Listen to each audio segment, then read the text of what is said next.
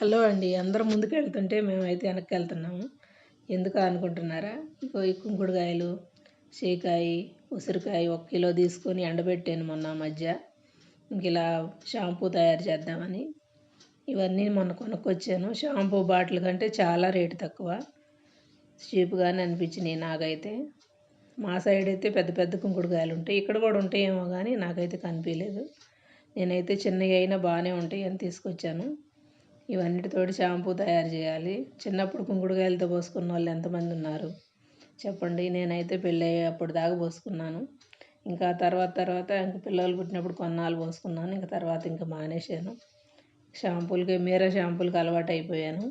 అది కూడా కుంకుడుకాయతోనే చేస్తారంట అని చెప్పేవాళ్ళు అప్పటి నుంచి. అవును కావాలా, చేదు వాసన వస్తుంటే నిజమే అనుకొని ఇంకా నేను కూడా అలాగే పోసుకుంటున్నాను. ఏందో రాను రాను ఏది పోసుకున్నా జుట్టు అయితే పోవటం తప్పట్లేదు. నాకు పోతే పోయింది కానీ పిల్లకి పోతుంది. కాలేజీకి వెళ్తున్నారు కదా, రోజు నూనె బెటర్ పాడలేదు, ఇంకా అలాగే వెళ్తుంటారు. చూద్దాం ఎలా వస్తుందో. మీరైతే ఒక లైక్ చేయండి.